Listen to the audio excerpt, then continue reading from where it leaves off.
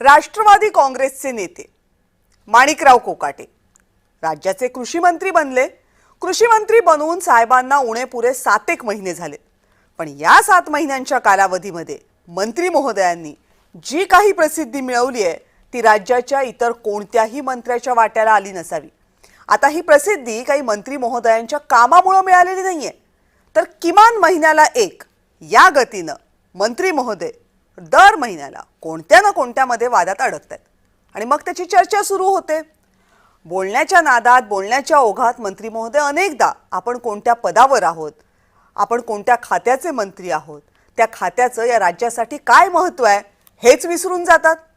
मग वाद झाला की स्पष्टीकरण देण्याच्या फंदात पडतात आणि त्या फंदात आणखी काहीतरी वादग्रस्त बोलून जातात। आता हे सगळं ताजं असताना या मंत्री महोदयांचा विधानसभेमध्ये भर विधानसभेमध्ये विधानसभेचं कामकाज सुरू असताना रमी खेळतानाचा एक व्हिडिओ व्हायरल झाला।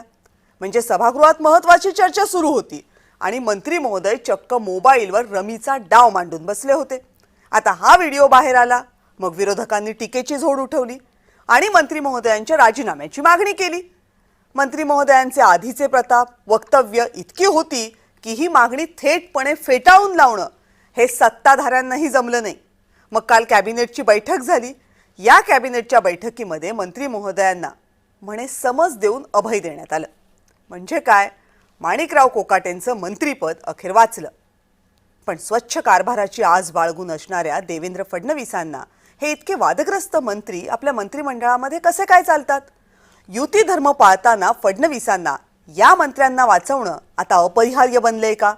की मग आगामी निवडणुकांची गरज लक्षात घेता राजीनामा घेण्याचं पाऊल सरकारला जड गेले?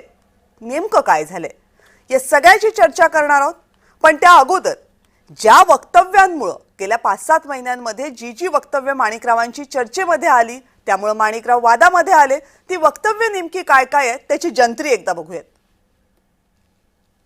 असा विचार केला तर तुम्ही मला साधा कसं सांगा, भिकारी सुद्धा 1 रुपया घेत नाही हो, आणि आम्ही 1 रुपयावर विमा देतो गव्हर्नमेंट, त्याचा गैरफायदा लोकांनी घेण्याचा प्रयत्न केला आणि अशा प्रकारचे गैरप्रकार की बाकीच्या राज्याच्या लोकांनी ऑनलाईन अर्ज दाखल केले, त्यामुळे अर्ज खूप साचले, खूप फोफावले आणि त्यातून असं वाटतं की आता हे पीक विमा योजना खूपच चांगली आहे की काय। शेतकऱ्यांचं असं म्हणणं आहे की उभ्या पिकांचेच पंचनामे केले जात आहे बुवा असं। ज्या हार्वेस्टिंग झालेले त्याची तर पंचनामे करून काय करणार आहे? ढेकळाचे पंचनामे करायचे का? नाही, कांदे वगैरे ज्या पोळी वावरात खराब होत चालल्या वावरात आहेत त्यांचेच पंचनामे होतील, जे घरात आणून ठेवले त्याचे पंचनामे त्याचे पंचनामे करणं अवघड आहे, ते नियमात बसत नाही। तुम्हाला कर्जमाफी झाल्यानंतर जे पैसे येतात त्या पैसे काय करता तुम्ही? शेतीमध्ये गुंतवणूक आहे 1 रुपया तरी? सरकार शेतीमध्ये गुंतवणुकीला पैसे देणार तुम्हाला। आता पोखराच्या माध्यमातून तुम्हाला पाईपलाईनला पैसे आहेत, इरिगेशनला पैसे आहेत, तुम्हाला क्रॉपला पैसे आहेत, शेततळ्याला पैसे आहेत, सगळ्याला पैसे आहेत। भांडवली गुंतवणूक कोण करतं? सरकार। शेतकरी करतं का? शेतकरी म्हणतो विम्याचे पैसे पाहिजे, याचे पैसे पाहिजे, मग साखरपुडे करा, मग लग्न करा। जाणीवपूर्वक त्यांनी मला हे या ठिकाणी कुस्तीचं खातं दिलं। आपल्याला कल्पना आहे ही तशी ओसाडगावचीच पाटीलकी आहे, पण कसं असलं तरी सुद्धा त्यामध्ये सुद्धा चांगलं काम करता येऊ शकतं। हा पण एक आपल्याला हे पण एक उदाहरण आपल्याला महाराष्ट्रामध्ये द्यायचंय। शेतकऱ्यांकडे 1 रुपया शासन घेतो, शेतकऱ्याला 1 रुपया देत नाही आम्ही। शेतकऱ्यांकडे 1 रुपया शासन, भिकारी कोणी शासन आहे, शेतकरी नाही, पण त्याचा निधी आमचा उलटा केलेला आहे। त्यामुळे 1 रुपया ही किंमत फार थोडी आहे आणि 1 रुपयाच्या विम्याच्यामुळे महाराष्ट्रामध्ये 5-5.5 लाख बोगस अर्ज या ठिकाणी सापडले, माझ्या काळात सापडले। मी ते बोगस अर्ज तात्काळ रद्द केले आणि नव्याने घोषणा केल्या। माझ्या आतापर्यंत कमीत कमी 52 जे अर्ज निघाले त्या घोषणा केल्या नवीन। कधी म्हणतात शेतकरी ना 1 रुपया भिकारी घेत नाही, मग आम्ही शेतकऱ्यांना 1 रुपयात विमा देतो। कधी म्हणतात शासनच भिकारी आहे, कधी म्हणतात ढेकळाचे पंचनामे करायचे का, कधी म्हणतात शेतकऱ्यांना विम्याचे मदतीचे पैसे दिले की शेतकरी ते साखरपुड्यामध्ये आणि इतर लग्न कार्यांसारख्या गोष्टींमध्ये खर्च करतात। असे अनेक गोष्टी आहेत ज्या माणिकराव कोकाटेंच्या वादग्रस्त ठरल्या। मात्र हे सगळं एका बाजूला आणि रमी खेळतानाचा त्यांचा व्हिडिओ दुसऱ्या बाजूला, त्यामुळे रमी खेळतानाचा व्हिडिओ जेव्हा समोर आला तेव्हा हे मागची सगळी वादग्रस्त विधानांची पार्श्वभूमी जोडली गेली आणि मग माणिकरावांचा राजीनामा घ्यावा अशी मागणी जोर धरू लागली। पण तसं काही झालं नाही। कालच्या कॅबिनेटच्या बैठकीमध्ये माणिकराव कोकाटेंचा राजीनामा घेतला जातोय की का अशी चर्चा तर सकाळपासून रंगली, पण कॅबिनेटची बैठक झाल्यानंतर माणिकराव कोकाटे यांना अभय मिळालं आणि त्यांचं मंत्रिपद वाचलं हे स्पष्ट झालं। पण माणिकराव कोकाटे यांना अभय मिळण्याची प्रमुख कारणं काय आहेत? का महायुती सरकारला आणि राष्ट्रवादी काँग्रेसला माणिकराव कोकाटेंना वाचवावं लागलं? जी 3-4 प्रमुख कारणं सध्या समोर दिसत आहेत ती एकदा बघा. पहिलं कारण हे आहे की जर राष्ट्रवादी काँग्रेसनं कारवाई केली माणिकराव कोकाटेंवर तर मग शिवसेनेच्या मंत्र्यांवरही मोठ्या प्रमाणावर आरोप होत आहेत. त्यांचं काय करायचं? कोकाटेंचा राजीनामा घेतला तर मराठा नेता आहे, त्यामुळे मराठा समाज नाराज होऊ शकतो. या राजीनाम्यामुळे छगन भुजबळ यांना बळ मिळेल का? कारण दोघेही नाशिकमधले नेते आहेत, दोघांमधलंही सख्य सर्वश्रुत आहे. एकामागोमाग एक जर राजीनामे घेतले तर राष्ट्रवादी काँग्रेसवर नामुष्की ओढावेल का? कारण आधीच म्हणजे मंत्रिमंडळाला 3 महिने पूर्ण होण्याच्या कालावधीतच धनंजय मुंडेंचा राजीनामा घेतला गेला होता आणि मग धनंजय मुंडेंचा राजीनामा घेतल्यानंतर लगेचच माणिकराव कोकाटेंचा राजीनामा घेतला तर ते राष्ट्रवादी काँग्रेससाठी पर्यायानं महायुतीसाठी पण अडचणीचं ठरू शकणार होतं.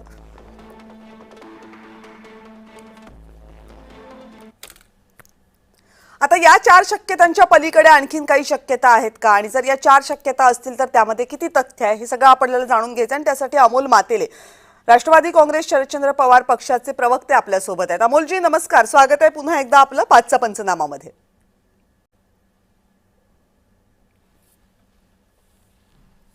हॅलो, नमस्कार, माझा आवाज येतोय आपल्यापर्यंत? हा येतोय. बर, स्वागत आहे आपलं. कृषी मंत्री सभागृहात केवळ 42 सेकंद नाही, तब्बल 18 ते 22 मिनिटे पत्ते खेळत होते. बर, बरोबर. विधिमंडळाच्या अहवालात चौकशी अहवाल आहे, त्या सिद्ध झालेला आहे. हा अहवाल मुख्यमंत्री आणि उपमुख्यमंत्र्यांना दिलेला गेलेला आहे. मी इतका असंवेदनशील कृषी मंत्री राज्याच्या जनतेचे कृषी खात्याचे प्रश्न न ऐकता 18 ते 20 मिनिटं पत्ते खेळतो, याचा अर्थ काय होतो? आणि हे आम्ही सांगत नाही, अहवाल प्रसिद्ध झालेला आहे.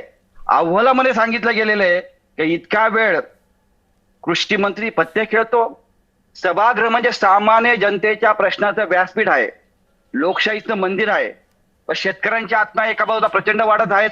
आपण जर मागच्या 6 महिन्यात आकडेवारी काढली, जानेवारी महिन्यापासून तर जून पर्यंत जवळजवळ 2100 ते 2200 शेतकरी आत्महत्या केलेली आहे. यावरती शेतकऱ्यांसाठी काही प्रश्न सोडवण्यासाठी किंवा त्यावरती काही उपाययोजना करण्यासाठी कृषी मंत्र्यांनी काही काम केलं नाही. उलट शेतकऱ्यांनी काय केलं पाहिजे तो आपण सगळं ऐकवलं. मी आपला अधिक वेळ घेणार नाही. शेतकऱ्यांच्या आत्महत्या वाढत आहेत. पुरामुळे शेतीचं नुकसान झालं आहे प्रचंड. मला वाटतं या वर्षी एप्रिलमध्ये साधारणतः पावसाला सुरुवात झालेली आहे. मे महिन्यात देखील पूर्ण पाऊस पडलेला आहे. जून महिन्यात देखील पाऊस पडलेला आहे. म्हणजे उन्हाळी जी पिकं होती तिथे देखील शेतकऱ्यांचं आतोनात नुकसान झालेलं आहे. फळबागांचं नुकसान झालेलं आहे. परंतु कृषी मंत्र्यांनी कुठेही पंचनामे करण्याचा प्रयत्न केला नाही किंवा शेतकऱ्याच्या बांधावर जाण्याचं काम केलं नाही किंवा शेतकऱ्यांना दिलासा मिळेल असं कोणतंही काम आणि कृती केलेलं नाही.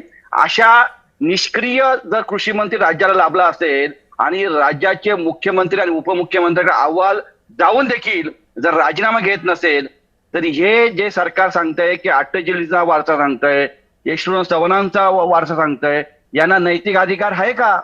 या सगळ्या गोष्टीचा आपण साकल्याने विचार केला तर ही लोकांसाठी निष्ठेने काम करणं आणि सरकार मात्र पत्तेवाले मंत्री वाचण्यात गुंग आहेत. ही शोकांतिका राज्याची. म्हणजे जरी कृषी मंत्री पत्ते खेळत असेल तर संपूर्ण राज्याचे मंत्रिमंडळ पत्ते खेळते याचा अर्थ असा होतो. हे त्याविषयी मुख्यमंत्र्यांनी देखील सांगितलं, जर बाहेर एखाद्या आमदाराला शिव्या देत असतील तर हे आपल्या सगळ्यांना लागू पडतात. तोच नियम म्हणजे कृषी मंत्री 18 ते 20-22 मिनिटं जर पत्ते खेळत असेल तर हे सगळ्या मंत्रिमंडळाला लागू पडतं. म्हणजे मंत्री किती संवेदनशील आहे जनतेच्या प्रश्नासाठी, कृषी खात्याच्या प्रश्नासाठी, महिला भगिनींच्या प्रश्नासाठी, युवकांच्या प्रश्नासाठी. यामधून आपल्याला सिद्ध झालेलं आहे.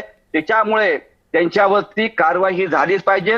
जर कारवाई होणार नाही तर राष्ट्रवादी काँग्रेस पक्ष रस्त्यावर उतरून, राष्ट्रवादी काँग्रेस पक्ष म्हणजे शरदचंद्र पवार साहेबांचा पक्ष, रस्त्यावर उतरून हा कृषी मंत्र्याचा राजीनामा घेत नाही तोपर्यंत आम्ही संघर्ष करणारच. बर, किरण तारेजी ज्येष्ठ पत्रकार या चर्चेमध्ये सहभागी झालेत. किरणजी, सॉरी तुम्हाला चर्चेच्या सुरुवातीला मी इंट्रोड्यूस केलं नाही. त्याचं कारण असं होतं, बहुतेक काहीतरी अमोल मातेलेजींच्या आणि माझ्या कम्युनिकेशनमध्ये थोडासा गॅप होता, त्यामुळे त्यांना प्रश्न विचारण्याच्या आधी त्यांनी बोलायला सुरुवात केली, म्हणून मी तुमच्याकडे आले नाही. स्वागत आहे तुमचं चर्चेमध्ये. आणि जे 4 कारणं मी सुरुवातीला सांगितली किंवा जे प्रश्न उपस्थित केलेत, ही महत्वाची कारणं आहेत माणिकराव कोकाटेंना अभय मिळण्याची, की यापेक्षा काही आणखीन वेगळी कारणं आहेत ज्यामुळे माणिकराव कोकाटेंना इतकं सगळं होऊन सुद्धा अभय मिळाले? नाही, ही कारण तुम्ही जी सांगितली ती तर आहेतच. त्याच्याबद्दल वाद असण्याचं काहीच कारण नाही. सुरुवातीला आपण अगदी तपशीलवार जरी जायचं म्हटलं तरी पहिला मुद्दा येतो, येत्या काही दिवसामध्ये, काही महिन्यांमध्ये स्थानिक स्वराज्य संस्थांच्या निवडणुका होऊ घातल्या. जरी आपल्याला आता तारीख माहीत नसली तरी आता एखाद्या मंत्र्याचा राजीनामा घेणं याचा अर्थ पुढचे 6 महिने विरोधकांना एक मस्तपैकी इश्यू मिळवून देणं असा होतो. ओके. त्यामुळे सरकार राजीनामा घेणार नाही हे नक्की होतं. आपल्याच चॅनलवर मागच्या आठवड्यात झालेल्या चर्चेमध्ये पण आपण हा मुद्दा मांडला होता. तेव्हा पण मी म्हणालो होतो की माणिकराव कोकाटे यांचा राजीनामा होणार नाही, कारण ते सरकारला परवडणार नाही. ओके. म्हणजे सरकारचं माणिकरावांवर खूप जास्त प्रेम आहे किंवा त्यांच्यावर खूप जास्त जिव्हाळा आहे म्हणून राजीनामा होणार नाही असं नव्हे, तर ते राजकीय दृष्ट्या अडचणीचं असेल त्यामुळे राजीनामा होणार नाही तसं आपल्याला होताना दिसतंय. दुसरं असं आहे की मराठा फॅक्टर आहेच. प्रकाश सोळंके एक राष्ट्रवादी काँग्रेसचे नेते आहेत, त्यांनी स्टेटमेंट केलंय की फक्त मराठा असल्यामुळे त्यांना मंत्रिमंडळामध्ये स्थान मिळालेलं नाही. अशा परिस्थितीमध्ये एका मराठ्याला काढून टाकणं हे अतिशय धोकादायक ठरलं असतं राष्ट्रवादी काँग्रेस पक्षासाठी म्हणून. ओके. राष्ट्रवादी काँग्रेस पक्ष, या पक्षाची प्रतिमा हा मराठा ओरिएंटेड पक्ष असा आहे, त्यामुळे मराठा नेत्याला मंत्रिमंडळात काढणं हे ते काही तितकं सोपं त्यांना वाटलेलं नाही. हे दुसरं कारण. तिसरं, स्थानिक राजकारणाचा विचार करता माणिकराव कोकाटे तर नाशिक जिल्ह्यामध्ये ऑलरेडी गिरीश महाजनांच्या रूपाने भाजपने तगडा नेता तिकडे उतरवलेला आहे मैदानामध्ये. काही म्हणजे अक्षरशः पुढच्या वर्षी तिकडे कुंभमेळा होऊ घातलाय, मोठी कामं तिकडे होऊ शकतात, मोठ्या प्रमाणात निधी तिकडे येणार आहे. अशा परिस्थितीमध्ये नाशिक जिल्ह्यातनं एखादा मंत्री काढून टाकायचा आणि त्याला पर्याय म्हणून कोण द्यायचा, तर दुसरा नाशिक मधला मंत्री जर द्यायचा असेल, म्हणजे नाशिकच्या बदल्यात नाशिक, तर राष्ट्रवादी काँग्रेस पुढे छगन भुजबळ यांच्याशिवाय दुसरा पर्यायच नाही आहे. आणि छगन भुजबळांना जर मंत्री करायचंच असतं तर आधीच केलं असतं. त्यामुळे माणिकरावांना काढून छगनराव भुजबळांना आता त्यांना एकट्याचा विस्तार केला ना 2 महिन्यापूर्वी. हो, पण त्यांच्याकडे जे खातं दिले ते अगदी क्षुल्लक आहे. म्हणजे कृषी अच्छा, खात्याला म्हणजे विचारायचं. त्यांना पदामध्ये त्यांच्या वाढ करणं किंवा खात्यामध्ये वाढ करणं या अर्थाने म्हणताय. ओके. आता तुम्हाला एक्सटेंड करून सांगायला होतं की कृषी खातं माणिकरावांचं काढून भुजबळांना देणं असा जर ओके. विचार केला असता तर भुजबळांना ताकद मिळाली असती असं मला त्यात म्हणायचं होतं. त्यामुळे भुजबळांकडे जे आहे ते ठीक आहे, ते राहू द्या तसंच, पण भुजबळांना उगाच ताकद कशाला द्या, आणखी एक प्रतिस्पर्धी आपल्याला कशाला निर्माण करून घ्या, असं पण एक विचार होऊ शकतो. आणि दुसरा त्याच्यापेक्षा महत्वाचा मुद्दा मला असं वाटतं की माणिकराव कोकाटेंचा राजीनामा घेतला तर मग संजय शिरसाटांचा का नाही घ्यायचा, मग गिरीश महाजनांचा का नाही घ्यायचा, मग आणखी कोणाचा तरी एक होऊ शकतो. अशी सगळी मागणी पुढे येऊ शकते. त्यामुळे कदाचित असं वाटलं असेल की एक तुमचा एक आमचा तिन्ही पक्षांचा एक तिघांना अभय देऊन टाका, पुढच्या याला बघू. सरकारने स्पष्टपणाने आपली कातडी वाचवण्याचा प्रयत्न केलेला आहे. अर्थात आता अमोल मातेले म्हणतात त्याप्रमाणे समजा विरोधकांनी हा मुद्दा लावूनच धरला आणि खरोखरच आंदोलन झालं आणि सरकारला जर जगणं अशक्य झालं तर काहीतरी वेगळं होऊ शकतं. पण आत्ताच्या घडीला सरकारने आपली कातडी वाचवण्याचा प्रयत्न केलाय. त्यामुळे एकाचा राजीनामा घ्यायचा नाही, म्हणजे कोणाचाच घ्यायचा नाही. आज शिंदेने सुद्धा सांगितलं की क्लीन शीट दिली त्यांनी, त्यांच्या कुठल्याही मंत्र्याला राजीनामा होणार नाही. ते परवा खेडमध्ये जाऊन म्हणालेत योगेश कदमांच्या मतदारसंघात जाऊन की योगेश कदमांना चिंता करण्याचं कारण नाही, कारण एकनाथ शिंदे इथे आहे. असं जर उघडपणाने असेल तर हे क्लिअर कट इंडिकेशन होतं. त्यामुळे राजीनामा तुमचा नाही तर आमचा पण नाही आणि कोणाचाच नाही.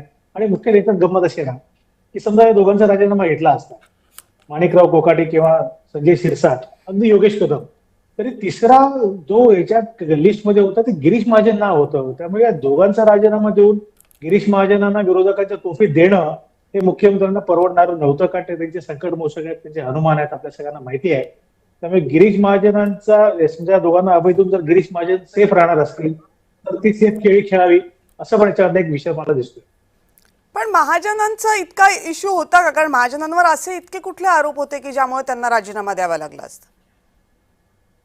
म्हणजे एक वेळ विधान परिषदेच्या सभागृहामध्ये रमी खेळणं आणि ते सुद्धा सभागृहाचं कामकाज सुरू नसताना हे एक वेळ आपल्या राज्यातली जनता ऍक्सेप्ट करेल कदाचित, असा माझा अंदाज आहे. पण ज्या प्रकारचे आरोप गिरीश महाजन यांच्यावर आहेत त्या प्रकारच्या आरोपांना कोणीही ऍक्सेप्ट करू शकत नाही. त्यातली ही पहिली गोष्ट. आणि दुसरं म्हणजे मला विरोधकांचं पण याचं आश्चर्य वाटतं की विरोधक फक्त माणिकराव कोकाटेंच्याच मध्ये का लागलेत, ते गिरीश महाजनाचा राजीनामा का नाही मागत. गिरीश महाजनाचा गुन्हा हा कमी तीव्रतेचा आणि माणिकराव कोकाटेंचा जास्त तीव्रतेचा, असं काही त्यांच्याकडे आहे का? त्यामुळे हा सगळा प्रश्न आहे की एकाचा राजीनामा घ्यायचा आणि दुसऱ्याला सोडून द्यायचं. आरोपांची तीव्रता जर लक्षात घ्यायची असेल तर त्या आरोपांची तीव्रता बघता ज्या पद्धतीचे आरोप लागलेले आहेत ते अत्यंत गंभीर आहेत. आणि मला वाटतं या दोन्ही मंत्र्यांच्या विरोधामध्ये तेवढीच तीव्रतेने आघाडी उघडायला हवी होती, तशी उदाहरणं दिसत नाही. ठीक आहे. कदाचित असं असेल की राष्ट्रवादी काँग्रेसची एकमेकांच्या गटामध्ये जी काही स्पर्धा आहे त्यामुळे फक्त माणिकराव कोकाटे टार्गेट होत आहेत आणि गिरीश महाजन मात्र सेफ राहत आहेत, असं पण काहीतरी कारण असेल. बरं, मला माहित नाही अमोल म्हातेरेजी की गिरीश महाजनांवरचे आरोप नेमके किती गंभीर आहेत ते, कारण त्याच्याबद्दलची फार चर्चा अजूनपर्यंत माध्यमांमध्ये तरी झालेली नाहीये. काय माहितीये, कारण तुम्हाला जर असं थेट प्रश्न विचारला जात असेल की काही खास कारण आहे का की माणिकराव कोकाटेंच्याच मागे लागलं जाते, कारण आरोप काय फक्त माणिकराव कोकाटेंवर झाले नव्हते, या अगोदर शिवसेनेच्या पण अनेक मंत्र्यांवर आरोप झालेले आहेत, पण राजीनाम्याची मागणी मात्र माणिकराव कोकाटेंचीच होतीये. का विशेष राग आहे का राष्ट्रवादी काँग्रेस शरदचंद्र पवार पक्षाचा माणिकराव कोकाटेंवर? महाराष्ट्र हा कृषी प्रधान, संस्कृती जपणारा आणि सर्वाधिक शेती करणारा प्रांत आहे, विभाग आहे. या आपल्या महाराष्ट्रामध्ये कोटी लोक शेती करतात, शेती हा व्यवसाय करतात. आणि जर शेतकऱ्यांचाच मंत्री विधानसभेमध्ये, विधानमंडळामध्ये, तर इथे आपण जातीचं कार्ड लावण्याचा काही अर्थ नाहीये. आणि सर्वाधिक मराठा समाज हा शेती व्यवसाय करतोय, हे आपल्या माहितीसाठी सांगतो. आणि जर असाच मंत्री जर ते पत्ते खेळत असेल, आणि अहवाल देखील सिद्ध झालेला आहे, अहवालात देखील सिद्ध केलं, आम्ही म्हणत नाही, म्हणजे राज्य सरकारचं सरकार आहे, सत्ता आहे, त्यांनी अहवाल प्रसिद्ध केलेला आहे, त्या अहवाल सांगतोय, अहवालानुसार किती वेळ ते रम्मी आणि पत्ते खेळत होते ते सगळं सांगितलेलं गेलेलं आहे. आणि हा अहवाल राज्याचे मुख्यमंत्री आणि उपमुख्यमंत्री अजितदादा यांच्याकडे दिलेला आहे. आणि तो जर अहवाल देऊन देखील जर राजीनामा घेत नसेल तर ही फार मोठी चिंतेची बाब आहे. कारण कालपर्यंत ठीक हो, समज दिलं, हे केलं, ते केलं, ते सांगितलं 43 सेकंदच खेळलो, पण व्हिडिओ जर 43 सेकंद असेल, पण अहवालामध्ये काय दिलेलं आहे, मी आपल्याला या अगोदर देखील सांगितलेलं आहे, मंत्री, कृषी मंत्री याच्या अगोदर देखील, म्हणजे 43 मिनिटात सेकंद जरी व्हिडिओ असेल त्याच्या अगोदर पासून नंतरपर्यंत ते पत्ते खेळत होते. म्हणजे राज्याचे प्रश्न सोडवायचं सोडलं बाजूला, म्हणजे सरकार हे मौन म्हणजे सांगून माफी न देणे, गप्प राहून समर्थन करणे, असं हे सरकारचं काम आहे. आणि अशा जर पापात सरकार सहभागी होत असेल, आणि आपण म्हणताय की राजीनामा कशासाठी मागायचा किंवा राजीनामा कशासाठी घ्यायचा, आतापर्यंत शेतकऱ्यांच्या प्रति प्रश्न हा नाहीये की राजीनामा माणिकराव कोकाटेंचा कशासाठी मागायचा, प्रश्न हा आहे की राजीनामा माणिकराव कोकाटेंचाच फक्त का मागितला जातोय. संजय शिरसाट यांच्यावरचे आरोप गंभीर आहेत, त्यांचे समोर आलेले व्हिडिओही तितकेच गंभीर आहेत, त्याच्याबाबत तुम्ही काही फारसं बोलत नाहीये. इतर मंत्र्यांवर जे आरोप झालेले आहेत त्यावर काही बोलत नाहीये, पण तुम्ही माणिकराव कोकाटेंच्या राजीनाम्याची मात्र मागणी करताय. म्हणजे काही विशेष राजकीय हेतू, राजकीय अजेंडा आहे का याच्या मागे? 4 लोकांचा राजीनामा आम्ही मागतोय, परंतु त्याच्यामध्ये संवेदनशील जी भूमिका आहे कृषी मंत्र्याची आहे. संजय शिरसाटांनी 100 कोटीचा हॉटेल घोटाळा केलेला आहे, त्या ठिकाणी MIDC मध्ये त्यांनी जमिनी खरेदी विक्रीमध्ये चुकीचा व्यवहार केलेला आहे, जमीन वर्ग 2च्या देखील त्यामध्ये घोटाळा केलेला आहे. एवढे गंभीर आरोप असताना त्यांच्या राज्याचे उपमुख्यमंत्री खेडमध्ये जर काही वक्तव्य करत असतील तर हे राज्याच्या मुख्यमंत्र्यांना समजलं पाहिजे. त्यांच्या राज्याचा गृहराज्यमंत्री बार मध्ये जाऊन हप्ते जमा करतो, त्यांच्या आईच्या नावाने असलेले बार चालवतात. म्हणजे चालले काय राज्यामध्ये, एवढे गंभीर स्वरूपाचे आरोप असताना मुख्यमंत्री गप्प का बसतात? मुख्यमंत्री की अत्यंत चांगले आहेत, हुशार आहेत, कर्तृत्वान आहेत, त्यांचा महाराष्ट्रामध्ये सगळ्या ठिकाणी त्यांचा दरार आहे, परंतु या ठिकाणी ते कुचराई का करतात? त्यांना वरिष्ठांचे कोणाचे आदेश आहेत का हे समजत नाही. कारण त्यांनी या अगोदर देखील धनंजय मुंडेंचा राजीनामा घेतला, त्या ठिकाणी गुन्हेगारी वाढली. म्हणून मला असं वाटतं जर हे आंदोलनाची दखल मुख्यमंत्र्यांना घ्यावी लागेल आणि येणाऱ्या काळामध्ये 4ही मंत्र्यांना त्यांना राजीनामा घ्यायचा पर्याय नाही. कारण स्थानिक स्वराज्य संस्थांच्या निवडणूक आहे, निवडणुकामध्ये जर भ्रष्टाचार करणारे मंत्री, कृषी मंत्री सारखे पत्ते खेळणारे मंत्री, गृहराज्यमंत्री म्हणून हप्ते वसूल करणारे, करोडो रुपयाचे हप्ते जमा करतात, त्याचबरोबर त्यांच्या मंत्रिमंडळात गिरीश महाजनांवर देखील प्रचंड स्वरूपाचे असे आरोप आहेत, अशा महिलांवरती म्हणजे त्यांनी अश्लीषेचे काहीतरी आरोप आहेत, असे सगळे गंभीर स्वरूपाचे आरोपी असलेले मंत्री मंत्रिमंडळात जर ठेवले तर त्यांची नाचक्की होणार आहे. आणि हे सरकार कशा पद्धतीने आलेले आणि कशा पद्धतीने राज्य कारभार करतंय, जनतेचा कारभार करायला पाहिजे. प्रश्न हाच आहे ना की राष्ट्रवादी काँग्रेसचे रोहित पवार माणिकराव कोकाटेंवर आरोप करतायत, शिवसेना उद्धव बाळासाहेब ठाकरे गटाचे अनिल परब तिकडे योगेश कदमांवर आरोप करतायत. म्हणजे हे विरोधकांनी वाटून घेतलेत आरोप करण्याचं तंत्र, ही स्ट्रॅटेजी आहे की विरोधकांमध्ये एकही नाहीये? नाही, आता कसं आहे की रोहित दादा ग्रामीण भागातून आमदार येतात, त्यांच्या भागामध्ये जास्तीत जास्त कृषी शेती करणारे व्यावसायिक आहेत किंवा शेतकरी आहेत, म्हणून त्यांना थोडीशी त्या ठिकाणी जाणीव आणि उणीव भासते, म्हणून ते वारंवार कृषी मंत्र्याला राजीनामा मागतात. त्याच्यामध्ये काही गैर नाहीये आणि त्यांनी तसं केलेलं आहे म्हणून ते मागतात. एकटेच कृषी मंत्री, एकटे रोहित दादा मागत नाही, सुप्रियाताई, प्रांत अध्यक्ष सगळेच राजीनामा मागतात. आम्ही सगळेच मागतोय. आणि ज्या सामाजिक संघटना आहेत, छावासारखी संघटना आहेत, त्या सगळ्या संघटना या ठिकाणी राज्याच्या कृषी मंत्र्याचा राजीनामा मागतात. याचं कारण मी सांगितलं की कृषी प्रधान महाराष्ट्र असल्यामुळे किंवा सर्वाधिक शेती करणारा शेतकरी वर्ग असल्यामुळे शेतीशी निगडीत अनेक प्रश्न शेतकऱ्यांना भेडसावतात. त्यामुळे या ठिकाणी आपण जर पाहिलं असेल कृषी बी बियाणे जे दिली गेलेली आहेत ती निकृष्ट दर्जाची दिली गेलेली आहे. त्यामुळे बऱ्याच ठिकाणी दुबार पेरणी करावी लागलेली आहे.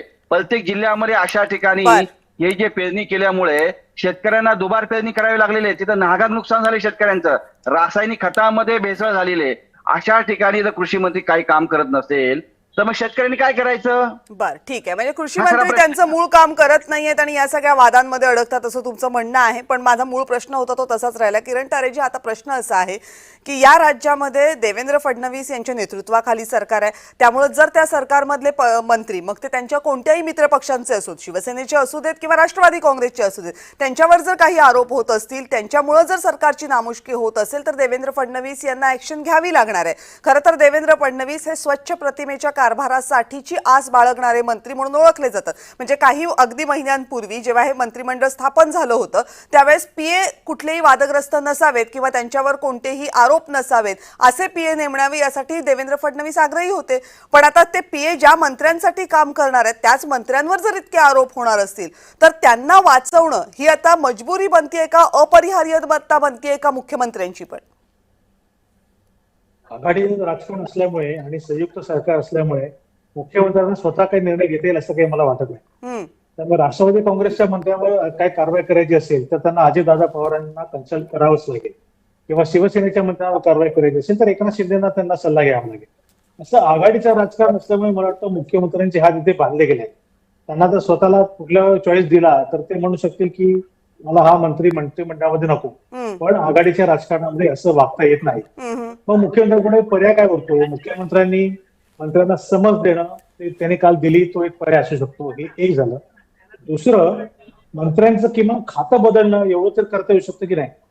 म्हणजे त्या खात्याच्या मंत्र्याला आता अमोल मातेरे म्हणतात त्याप्रमाणे सुद्धा कृषी बियाणं निकृष्ट दर्जाचे दिले असतील, असं जर सगळं घडलं असेल तर माणिकराव कोकाटेंचं खातं बदलणं हे तर मुख्यमंत्री एखादी कारवाई म्हणून करू शकतात की नाही. त्यासाठी काय त्यांना अजितदादा पवार नाही म्हणतील असं नव्हे. म्हणजे काहीतरी ऍक्शन घेतली, काहीतरी त्यांच्यावर कारवाई केली हे दिसेल महाराष्ट्रात. आता होतंय काय की तुम्ही काही करा, कारवाई काही होणार नाही. समज दिली जाईल आणि समज कुठे दिली जाईल ती बंद दरवाजा आड जी आपल्याला कळत नाही. खरंच समज दिली एका चहाचे घोट पिता पिता गप्पा मारता मारता त्यांची चर्चा झाली आपल्याला माहित नाही. बाहेर येणाऱ्या बातम्या वेगळ्या असतात, आतमध्ये घडलेल्या गोष्टी वेगळ्या असतात. पब्लिकली काही स्टेटमेंट केलंय का ते झालेलं नाही. तर पब्लिकला दिसेल, लोकांना दिसेल अशी काहीतरी कारवाई होणं अपेक्षित आहे. ती झालेली नाही. ती जोवर होत नाही तोवर सरकार या सगळ्या मंत्र्यांच्या बाबतीमध्ये सिरियस आहे असं आपल्याला काही म्हणता येऊ शकत. राहायला मुद्दा इकडे परत विरोधकांचा आपला मूळ प्रश्न जो होता तर शेतकऱ्यांच्या संदर्भामध्ये आणि शेतकऱ्यांच्या मुलांच्या संदर्भामध्ये सुरुवात खरं केली बबनराव लोणीकरांनी. बबनराव लोणीकरांचं वाक्य पण वादग्रस्त होतं, पण त्यांच्या विरोधामध्ये कुठलाही विरोधी पक्ष तितकेशा आक्रमकपणाने येत नाही. ते मंत्री नसल्यामुळे कदाचित त्यांच्यावर तेवढी तीव्रतेने डिमांड होत नसेल किंवा तेवढ्या तीव्रतेने आंदोलन होत नसेल. पण याच्यातनं मला असा अर्थ काढता येऊ शकतोय की जिथे शिवसेना आणि राष्ट्रवादी काँग्रेसचे मंत्री आहेत तिथेच फक्त विरोधक आक्रमक होताना दिसत आहेत. जिथे भाजपचे लोक अडचण येत आहेत तिथे मात्र विरोधक अगदी नरमायचं धोरण, खेळीमेळीचं धोरण, काहीतरी सहमती धोरण अवलंबतात की काय अशी शंका येणारा स्कोप आहे. तो खरा नसावा तर चांगलंच आहे, पण मला अशी शंका आहे की याच्यामध्ये काहीतरी काळं बेरा आहे. नितेश राणे जे म्हणतायत की रोहित पवार आणि भाजपच्या नेत्यांची काही आतून त्यांचं काहीतरी गुळपीट सुरू आहे, तर ते खरं याचा परिणाम आहे का की भाजपच्या विरोधामध्ये आक्रमक भूमिका घेऊ नका, तुम्हाला आम्ही टार्गेट देतो, शिवसेना आणि राष्ट्रवादी काँग्रेस त्यांच्या मागे लागा, असं काहीतरी इन्स्ट्रक्शन भाजपकडनं गेलेत का? किंवा विरोधकांना तसं वाटतंय का की भाजपला आता अंगावर येणं फारसं योग्य नाही, आपल्या पक्षात जे फुटलेत त्यांनाच आधी टार्गेट करा, तेच आपलं प्राईम टार्गेट असेल, असं काहीतरी घडताना दिसतंय. त्यामुळे आपण ही सगळी चर्चा करतो. शंका घेण्याला स्कोप आहे, विरोधकांनी त्याचं क्लॅरिफिकेशन द्यावं की का भाजपच्या मंत्र्यांना मोकळं सोडलं जातंय आणि का सेनेच्या आणि ठीक, राष्ट्रवादी काँग्रेसच्या मागे खरं तर विरोधात 3 पक्ष आहेत, पण आता त्या 3 पक्षांपैकी एकाच पक्षाचे प्रतिनिधी आपल्याकडे आहेत, त्यामुळे त्यांचं या बाबतीतलं काय म्हणणं आहे ते थोडक्यात जाणून घेऊयात, म्हणजे मग चर्चेच्या शेवटाकडे येता येईल. मातेरेजी. कृषी मंत्र्याचा राजीनामा घेण्याचं कारण काय आहे? विधानमंडळाचा अवमान केलेला आहे. त्या ठिकाणी 288 लोकप्रतिनिधी जे थेट जनतेमध्ये निवडून जातात, 78 आमदार विधान परिषदेमध्ये बसतात, अशा सभागृहामध्ये लोकशाही तर एखादा मंत्री पत्ते जर खेळत असेल, रम्मीचा डाव खेळत असेल, नाही, आणि किमान तो प्रश्न फक्त 18 माणिकराव कोकाटेंचा नाही. आत्ताचा प्रश्न हा आहे की तुम्ही भाजपच्या मंत्र्यांवर जेव्हा आरोप होतात तेव्हा विरोधक शांत असतात, पण शिवसेना आणि राष्ट्रवादीच्या मंत्र्यांवर जेव्हा आरोप होतात तेव्हा विरोधक तुटून पडतात, असा आरोप होतोय, अशी चर्चा होते. तथ्य आहे का? पटतंय का तुम्हाला हे? नाही. जिथं जिथं अन्याय आहे त्या ठिकाणी संघर्ष करणारा राष्ट्रवादी काँग्रेस शरदचंद्र पवार पक्ष आहे. तो कोणी मंत्री असो, कोणत्या पक्षाचा असो, त्याच्याशी घेणे देणे नाही. पण जनतेची मग किरण तारेजी बरोबर म्हणतायत की बबनराव लोणीकरांचं इतकं वादग्रस्त वक्तव्य असताना सुद्धा विधिमंडळात त्याच्याबद्दल काही आवाज ऐकूच आला नाही. नाही, आता ते लोणीकर काय बोलले आपल्या सगळ्यांना माहिती आहे. म्हणजे त्यांना मस्ती आली सत्तेची, माज आलेला आहे. सत्तेमध्ये राहून काही करायचं, हे मुख्यमंत्र्यांनी कारवाई करायला पाहिजे ना. राज्याचा मुख्यमंत्री हा पण प्रमुख विरोधकांनी असतो. मागणी केली का? केली ना. ज्यांच्या अंतर्गत सगळे मंत्री असतात, सगळे आमदार असतात. जर एखादी अशी घटना घडल्यानंतर तातडीने मुख्यमंत्र्यांनी त्या ठिकाणी कारवाई करायला पाहिजे. मुख्यमंत्री गप्प का बसतात? मुख्यमंत्री सर्व अधिकार आहेत त्या ठिकाणी. आता आम्ही काय तिथे जाऊन डोकं आपटायचं? आता संघर्ष म्हणजे लोकशाही मार्गाने संघर्ष, आंदोलन, मोर्चे करणार. आपल्याला तर माहिती, ते पण इथे संघर्ष करण्यासाठी ती सुद्धा संधी दिलेली नाहीये. त्यांनी सगळ्या ठिकाणी आंदोलन करण्यापूर्वीच पोलीस पाठवून तिथे पोलीस फौज पाठवा. म्हणजे आंदोलन करण्यापेक्षा पोलीस जास्त असतात. काही घोषणा देऊन देत नाही, सरकारच्या विरोधात बोलून देत नाही. काल परवा त्यांनी सामान्य प्रशासनाने एक जी आर काढलाय की सरकारच्या विरोधात कोणती भूमिका सरकारी कार्यालयामध्ये मांडायची नाही किंवा बाहेर बोलायचं नाही. इतका मुस्कट दाबी. एक पत्रकार जवळ 106 दिवस जेलमध्ये होता. लोकशाहीचा 4था स्तंभ म्हणजे पत्रकार म्हणून संबोधला जातो. एका पत्रकाराने आरोप केले म्हणून त्या पत्रकाराला 106 दिवस जेलमध्ये अडकवलं. कोणताही म्हणजे गुन्हा नसताना अशा बेगुन्हेगार लोकांना त्या ठिकाणी हे सरकार अडकवण्याचा प्रयत्न करते. त्याच्यावरती देखील खूप आवाज उठवला, खूप संघर्ष केला, खूप आंदोलन केली. पण या सरकारला रस्त्यावरची लढाई जरी लढवून जर कळत नसेल तर मग यांची नैतिकता गेली कुठे? हे जनतेने ठरवलं पाहिजे. ठीक. राज्यातल्या कोणत्याही मंत्र्यांवर जर गंभीर आरोप होत असतील तर त्या आरोपांची दखल घेतली जायला हवी, चौकशी केली जायला हवी. कारण राज्याचा कारभार चालवण्याची जबाबदारी ज्या मंत्र्यांवर दिलेली असते तेच मंत्री जर कायदा, नीतिमत्ता या गोष्टी जुमानत नसतील तर मग तो राज्याचा अवमान ठरतो. आणि या अवमानाचं उत्तर राज्य सरकारला किंवा सरकारच्या प्रमुखांनी देणं अपेक्षित आहे. माणिकराव कोकाटेंनी विधिमंडळात काय केलं त्याच्याबद्दलची चौकशी अहवाल समोर येईल, तो सार्वजनिक होईलही. पण इतकं सगळं होत असताना आणि या चर्चा होत असताना, त्यांच्या राजीनाम्याची मागणी होत असताना त्यांच्या पक्षाच्या प्रमुखांनी, राज्याच्या प्रमुखांनी जर माणिकराव कोकाटेंना अभय दिलं जात असेल तर ते कोणत्या निकषांवर? माणिकराव कोकाटेंसह इतरही सगळ्या मंत्र्यांना अभय दिलं जात असेल तर ते कोणत्या निकषावर? नेमकं काय केलं म्हणजे मंत्री राजीनाम्यासाठी लायक ठरतो किंवा नेमकं कुठपर्यंत गेलं तर मंत्र्यांना अभय मिळू शकतं, याची काही परिमाणं आहेत का? हे स्पष्ट व्हायला हवं. आणि जर ते स्पष्ट होत नसेल तर मग यामध्ये फक्त राजकारण आहे असं म्हणायला पूर्णतः वाव आहे. अर्थात हे राजकारण फक्त सत्ताधाऱ्यांच्या वतीनं केलं जातंय की ते विरोधकांच्या वतीनं सुद्धा केलं जातंय, हे सुद्धा या चर्चेमधला प्रश्न उपस्थित झालेला आहे, ज्याची उत्तरं स्पष्टपणे महाराष्ट्राच्या जनतेसमोर नाही आहेत. पण महाराष्ट्राचा एक मंत्री ज्याच्याकडे कृषी खात्याची जबाबदारी आहे, तो मंत्री जर विधिमंडळामध्ये पत्ते खेळताना, मोबाईलवर पत्त्यांचा डाव मांडताना दिसत असेल आणि त्यावर काहीही कारवाई होत नसेल तर मग मात्र महाराष्ट्र सरकार या मंत्र्यांच्या बाबतीत इतकं अभय का देतंय हा प्रश्न कायम राहतोय. आजच्या चर्चेमध्ये आपण दोघेही सहभागी झालात त्याबद्दल आपल्या दोघांचे मनापासून आभार. आणि या चर्चेमध्ये आता वेळ झाली आहे इथेच थांबण्याची. पाहत रहा जय महाराष्ट्र.